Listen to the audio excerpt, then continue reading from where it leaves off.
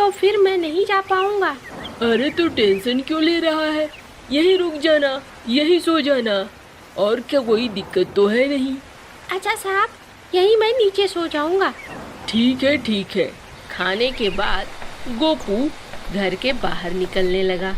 अरे साहब, कहाँ जा रहे हो? मैंने कहा ना, घर से बाहर नहीं निकलना। डॉक्टर गोपू आखिरकार चुपचाप सो जाता है। तभी रात के 12 बजे कुछ आवाजें आने लगती है।